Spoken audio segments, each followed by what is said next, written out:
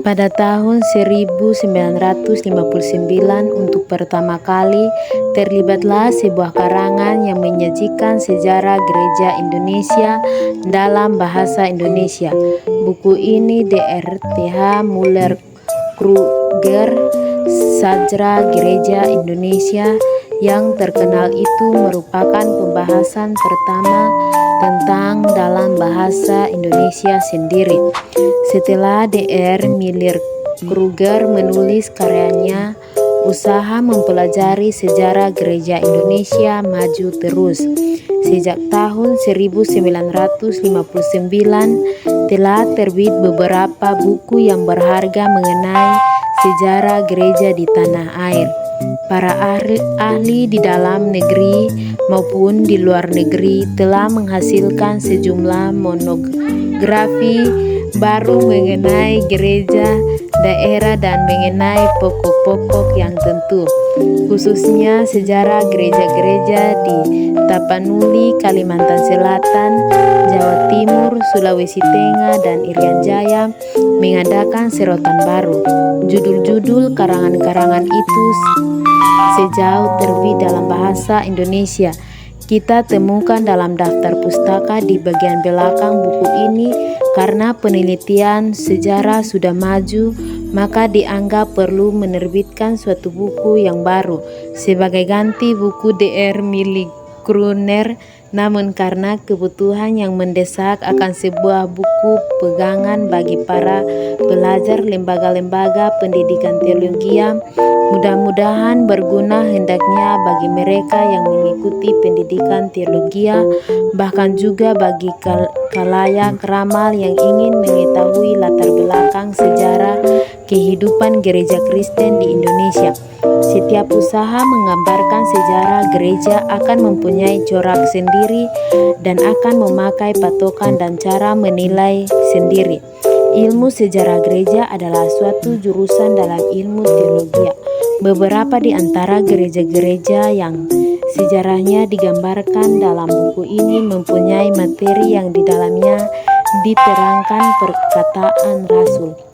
Tidak ada seorang pun yang dapat meletakkan dasar lain daripada dasar yang telah diletakkan, yaitu Yesus Kristus. Pertama Korintus 3 ayat 11. Semoga usaha ini untuk menggambarkan sejarah gereja Indonesia yang untuk pertama kali dilakukan membentuk supaya tujuan itu tercapai. Tokoh-tokoh dalam riwayat sejarah yang hendak kita sajikan dalam banyak karangan yang disusun pada masa lampau, tokoh-tokoh perbuatan serta pemikiran para pekar Injil yang dijadikan pusat perhatian. Di balik itu orang-orang Kristen yang telah ditobatkan dan diasuhkan oleh mereka tidak atau hampir tidak mempunyai suara. Mereka tidak banyak berbicara apalagi menulis. Jadi kalau kita menggunakan saja sumber-sumber yang tersedia, sang pekabaran Injil menjadi tokoh utama dalam sejarah gereja.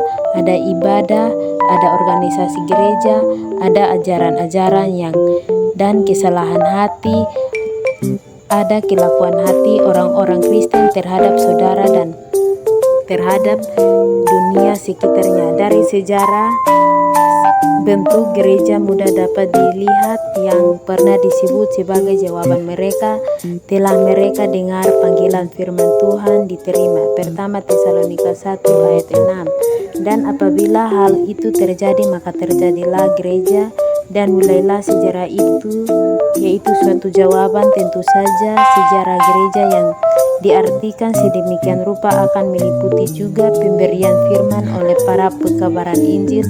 Dr. Muller Kruger berkata dalam panggilan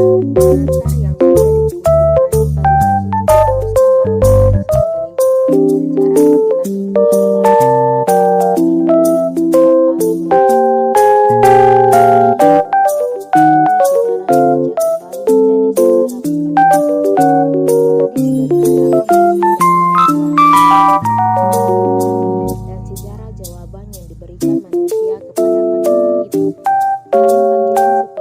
dibawakan oleh golongan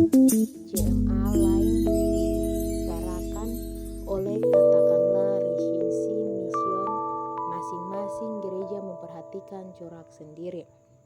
Ada beberapa faktor-faktor yang menentukan bentuk serta corak tersebut, sehingga bermain-mainan ketika bisa menyebut beberapa di antara faktor-faktor itu. Tidak selalu sama bentuknya. Akibatnya, kehidupan gereja yang baru sering agak menyerupai tradisi gereja induknya. Akan tetapi tentu saja ada pula faktor-faktor dari dalam yang ikut menentukan bentuk zamangan itu. Faktor-faktor yang nampak karena pengaruh dibandingkan faktor-faktor yang berhubungan dengan bentuk kekabaran Injil.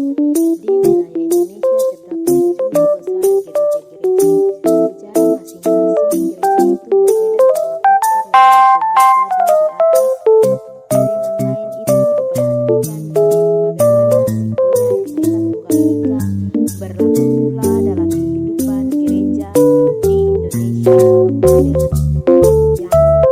Ada beberapa persoalan lain lagi yang kita hadapi dalam melihat sejarah gereja pada umumnya dan tentang kedatangan orang-orang Kristen di seluruh Indonesia ada mereka dirikan lainnya. Hal dengan jemaat yang pada abad ke-16 didirikan penyebaran Injil Katolik Roma di mana Maluku, Nusa Tenggara Timur. Oleh karena alasan-alasan tersebut, kami beranggap bahwa sejarah gereja Indonesia telah